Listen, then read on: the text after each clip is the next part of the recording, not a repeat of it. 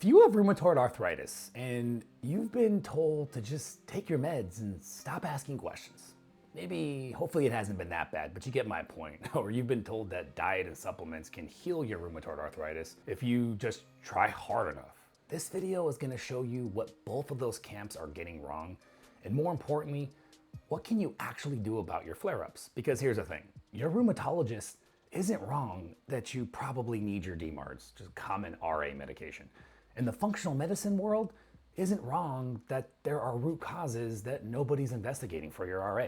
But the problem is that both sides act like that's the path and that's the path and that's it. But the reality is you probably need a combo of both. I'm Dr. Jones, DC, and I lead a nationwide GLP-1 and metabolic health clinic, and I work alongside prescribing physicians, helping patients optimize their protocols. And a big part of what we do is coach autoimmune patients through exactly what I'm about to share with you today. So in this video, I'm gonna give you 3 quick flare hacks that you can use right now so you can have something actually useful in your arsenal. And then I'm gonna walk you through the 5 biggest mistakes that I see RA patients making every day. Mistakes that keep the flares coming even when you're doing everything right. And then I'm gonna show you the root cause framework and advanced tools that most rheumatologists have never even heard of. Before we get into the deeper stuff, let me give you 3 quick tactics that can actually help with the flares. So number 1, ask your doctor about low-dose naltrexone. You see, LDN for short is one of the most underutilized anti-inflammatory tools out there, specifically helps with autoimmune diseases too. And many patients tell me that the rheumatologist has never mentioned it. It may help calm neural inflammation through mechanisms that most conventional medications don't target. I'll explain exactly how it works later in this video, but if you haven't heard of LDN, put it on your list to ask about. Okay, number 2, if your flare-ups seem connected to digestive issues, there's a reason for that.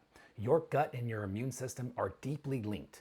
We use an oral peptide combination called BPC and KPV in our clinic specifically for gut inflammation and systemic inflammation.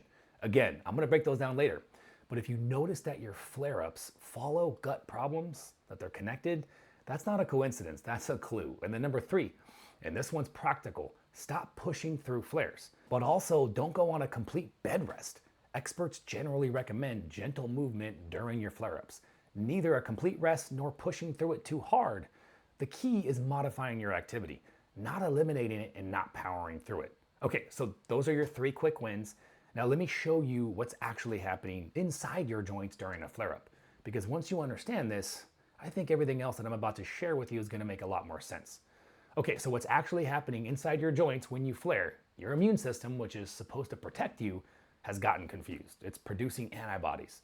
And those antibodies are like flags for when your immune system goes on haywire, it attacks based off where those flags are at. Specifically, those antibodies are in the synovium, which is the fluid space in your joint. And so that's what's getting damaged. And when that attack happens, the body releases inflammatory molecules called cytokines into the area.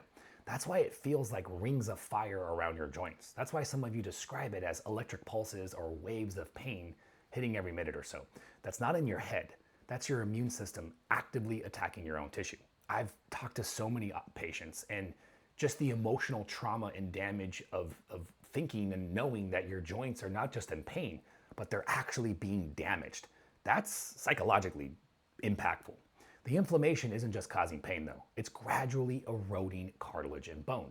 And once structural damage sets in, it's hard to reverse. This is why flare management matters so much. It's not just about feeling better in the moment, although that matters too. It's about protecting your joints from accumulating damage that you can't undo. So when I walk you through these mistakes and these tools, I want you to understand that we're not just talking about comfort. We're talking about preserving your joints for the next 20, 30, 40 years. Now, if what I just said is making you realize that your own current approach might be missing pieces, maybe nobody's looked at your gut, maybe you're just now learning that the flare-ups can cause permanent damage, our team is here to help you navigate options. You guys can text the number on the screen, or you can check out the link in the description to book a free discovery call with our patient educators. They're gonna walk through your history, what you've tried, and whether or not your approach makes sense for your situation in terms of working with me and Dr. Allen in a more sophisticated approach towards addressing your autoimmune, whether it's rheumatoid arthritis or anything else. Mistake number one, delaying your DMARDs because you're scared of the side effects. Look, I get it. These are serious medications and they sound scary. But here's what the research shows. The earlier you start disease-modifying drugs, the less joint damage you accumulate. The longer you wait, the more time your immune system has to damage cartilage and bone. Mistake number two, skipping the anti-inflammatory diet because it feels like too much. This one is oh so common. You're already dealing with the medications, doctor's appointments, flares that come out of nowhere, and now someone's telling you to overhaul how you eat. I get why people push back on this, but here's the thing. What you eat is either feeding the fire or helping to put it out. Processed foods, seed oils, added sugars, these are very inflammatory. They're adding fuel to an immune system that's already overreacting. A whole food, anti-inflammatory diet, think Mediterranean or even carnivore diet, which is extremely powerful. Eating lots of vegetables, healthy fats, quality protein, or cut the vegetables in the carnivore diet. Outside of carnivore, there's actually some randomized controlled data showing improvements in RA disease activity. I think the carnivore diet will have its heyday in the future as far as supporting its efficacy in these kind of conditions. But I personally have seen how effective it can be. You don't have to be perfect, but if you're doing everything else right and ignoring what's on your plate, you're leaving one of your best tools on the table for improvement. And those tools that we talked about earlier, like the LDN, can help make it so that you don't have to be so perfect on your diet. Okay, mistake number three, pushing through flares like nothing's happening. I mentioned this earlier, but it's worth repeating. Some of you are so used to pain that you just power through it. You go to the gym, you do your normal activities, and you white knuckle it. That's actually accelerating joint damage. But the flip side is also true. Complete bed rest isn't the answer either. The research supports gentle movement, modified activity. Just walk instead of run, stretch instead of lift, protect the joints while keeping them mobile. Mistake number four, over trusting trigger tracking. Now, I want to be careful here because I'm not saying triggers don't matter. They obviously do based on what I said earlier, but many RA patients end up closely tracking all toxins, every food, every weather change, every stress event. And the truth is, not all flares can be linked to something that you will always be able to identify. Don't ignore patterns, but don't build your entire strategy around trigger avoidance when your immune system kind of like has its own agenda here. By the way, should I make a video showing you our complete autoimmune peptide stack that we do for our patients? I'm talking the BPC, KPV, thymosin alpha-1, how we layer them in what order and what to expect. Let me know in the comments if that would be helpful to you. Okay, mistake number five, and this one's a big one, believing that RA is something that you have no control over. I hear this all the time. It's autoimmune, it's genetic. There's nothing I can do except take my meds and hope for the best. I gotta be frank with you. Anytime you take on that sort of opinion, then yes, you've just lowered the bar for your potential healing. And we gotta knock that out. I understand why you feel that way. When you're in a flare, when your joints are on fire, when you think you've tried everything and nothing seems to work, it's easy to feel like your body is just broken and you're just along for the ride. But here's what I've seen working with autoimmune patients in our clinic. When you address the root causes, you clean up your diet, you heal your gut, you manage stress, optimize nutrients, there's improvement. We see it all the time. It's not just being managed better. I've watched patients go from multiple flare-ups per month to barely any, and I've seen inflammatory markers drop. I've seen people get their energy back, their mobility back, and get their lives back. This is not a life sentence where you just have to wait for the next flare. There are levers that you can pull right now, and when you pull on enough of them, things change. If you're finding this helpful, if you've already spotted yourself in one of these mistakes, you need to hit that subscribe button right now because I put out content like this every single week, specifically for people dealing with autoimmune conditions who want to understand what their doctors aren't explaining. Okay, so now let's talk quickly about some popular ideas that work and any that may not actually work. So the Mediterranean diet, modest evidence. There are actual randomized controlled trials showing improvement in RA disease activity. Not dramatic, but real, and it's worth doing. Stress management, your HPA axis absolutely connects to immune function. There are even adaptogenic supplements that can even help. Things like ashwagandha, holy basil, panic ginseng, rhodiola, things like that can make a big difference. Weather avoidance, probably not the biggest impact. I know it feels like weather triggers your flares, but the research is unclear whether it actually triggers immune flares or just affects how you perceive pain. You're not managing the pain, but moving to Arizona probably isn't the answer. DMARDs and biologics, strong evidence. These medications suppress the overactive immune response that's destroying your joints. They work. Now here's where I need you to really hear me. Your DMARDs are like rearranging furniture while the house is on fire. They're managing the flames, and you need that, but they're not putting out the fire at its source. Putting out the fire means asking, why is your immune system attacking your own tissue in the first place? What's driving the fire? That's what root cause functional medicine investigates.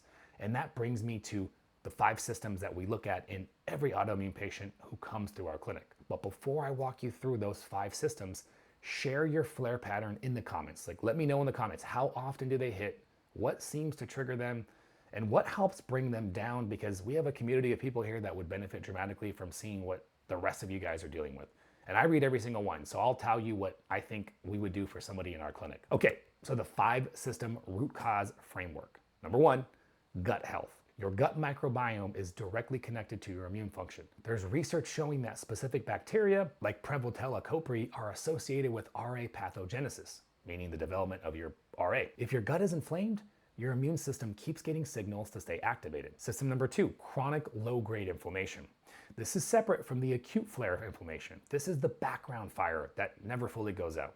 We measure this with markers like CRP, sensitive CRP, ESR. We look at what's feeding the baseline inflammation. And then number 3, nutrient deficiencies. Vitamin D, omega-3 fatty acids, B vitamins, magnesium. These aren't optional extras. Your immune system needs adequate levels to properly function. And many RA patients that I work with are deficient in at least 2 or 3 of these nutrients. System number 4, dietary triggers. Now, I told you not to obsess over trigger tracking, but that doesn't mean triggers don't exist.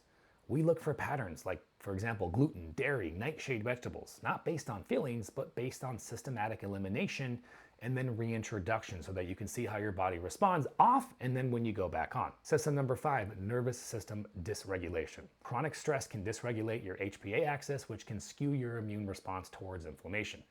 This is where stress management actually matters, not as a replacement for meds, but as a root cause intervention. Okay, now out of those 5 systems, which one are you most suspicious about in your condition? Let me know in the comments. Is it gut, inflammation, nutrients, diets, or stress? I'm curious what you're noticing, and we have a lot of viewers that would appreciate to share your experience. Now let me show you the advanced tools that we use, the ones that most rheumatologists have never heard of. We talked about it earlier, my favorite LDN, low dose naltrexone. Here's how it actually works. See, at low doses, naltrexone modulates your immune system, partly by affecting things called glial cells in your central nervous system. These are key cells that drive the neural inflammation in the brain. And in autoimmune patients, these are often stuck in overdrive. LDN helps to reset that response and bring it down. In my opinion, it's one of the highest ROI interventions that we recommend for autoimmune patients because it's pretty affordable. Number 2, BPC and KPV combo. BPC is a peptide that promotes gut healing, reduces systemic inflammation. KPV is an anti-inflammatory peptide that crosses into tissues and calms immune overactivation. We use them together orally because most autoimmune patients have gut involvement, even if they don't realize it. And then 3rd, thymosin alpha-1. This is what I call our no-hype autoimmune peptide. It doesn't suppress your immune system, it modulates it. And modulation means it does what it needs to do, not what it's told to do, if that makes sense. So if you have an overactive immune system, it calms it down. But at the same time, if you have an underactive immune system, susceptibility to disease and getting sick, it'll strengthen the immune system. Modulation is very, very fascinating and very, very important for situations like this. It has extensive human safety data, and it's part of our comprehensive autoimmune protocol. 4th, and this surprises people, GLP-1 medications. That's right, we're talking semaglutide, tirzepatide. See, most people think of these as weight loss drugs and diabetic medications, but they also have significant anti-inflammatory effects. Even at low doses, they reduce systemic inflammatory markers. For autoimmune patients, we're not using them for weight. We're using them to lower the inflammatory baseline. Okay, 5th, for patients with suspected gut permeability issues, we're looking at a peptide called lorazepam. This is a peptide that helps restore the tight junction function in the gut lining. So when your gut barrier is compromised, you can get ongoing immune activation. Lorazepam helps seal that barrier back up. Now, based on what you've learned today, I want you to think about your own situation for a second. If you're following your rheumatologist's plan, but the flares keep coming and nobody's looked at your gut, your stress response, your nutrient levels, that's exactly what our free discovery calls are designed to address. You guys can text the number on the screen, or you can check out the link in the description if you want to explore that. But what makes our approach different? We combine root cause functional medicine, the 5 system investigation that I just walked you through, with advanced metabolic tools like peptides and GLP-1s, all under medical oversight from our prescribing physicians. That's the three-pronged approach: root cause, advanced tools, and medical supervision. And for autoimmune patients specifically, we have a program called the Restore Blueprint. It's a 12-month program. It's a 12-month protocol. You work directly with Dr. Allen, our functional medicine specialist, plus our coaching team, and plus me to be able to provide the best peptides to you in the background. We run labs. We do a comprehensive lab panel and gut testing at the beginning and periodically throughout the program too as well. We're not replacing your rheumatologist. We're adding the pieces that they're not addressing. Foundation first, get the root causes handled, then layer in peptides and advanced tools as amplifiers. If that sounds like what you've been looking for and you're tired of all that, then again, check out that link in the description or text the number on the screen. And if you guys want to learn more about gut health specifically, because we talked about that being a root cause inflammation source likely going on if you are a RA patient or any other autoimmune patient for that matter, then you need to check out that video next, guys. We'll see you later.